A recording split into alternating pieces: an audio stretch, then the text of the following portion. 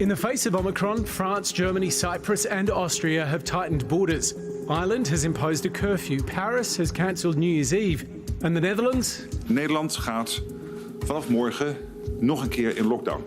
The Dutch lockdown will close all bars, restaurants and non-essential shops and limit households to 2 visitors except for Christmas Day and New Year's, when 4 will be allowed. Meanwhile, in the UK, anti-vaxxers have hit the streets as the Mayor of London declares the latest wave of infections a major incident. We're incredibly concerned by the huge surge in the Omicron variant. Over the last 24 hours, we've had the largest number of new cases since this pandemic began. Despite the UK seeing more than 90,000 new daily cases, 10,000 of them Omicron, Bojo isn't budging. We don't want to make your choices for you about your social life.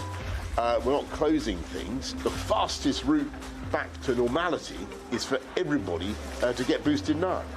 This weekend, the World Health Organization has confirmed that Omicron is now in 89 countries and community transmission in most places is doubling every 1.5 to 3 days. We think that some of the vaccines we have, particularly AstraZeneca, has very little effect on transmission, but we do think, similar to other variants, that even if the protection against getting it is decreased, that we should still have substantial protection against severe disease and death. While there's been a dominant narrative that Omicron creates milder disease, a new British study has found no evidence of that.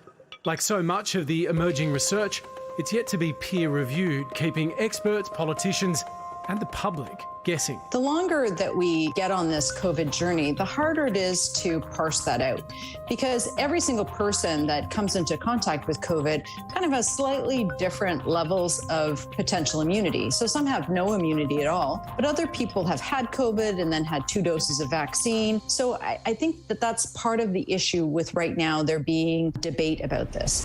But even if Omicron is found to be milder, scientists warn that it won't be mild enough. Even if it's a bit milder, so the percentage of people it sends to hospital is lower.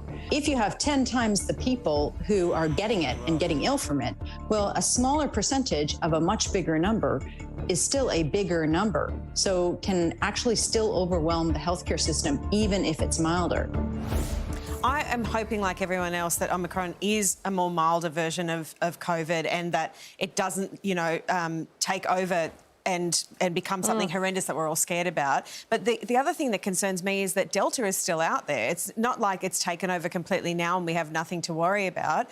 I'm obviously not a scientist and can't predict what's going to happen, but the anxiety that watching what's happening in Europe causes us here has continued for 2 years and it's continuing now. Well, I mean, it could be anxiety or it could be a good sort of learning curve because they are, I know it's probably bad to say this a little bit, but a litmus test for what may happen here in 6 months. Like, they're going into winter, they've been vaccinated, Omicron is spreading.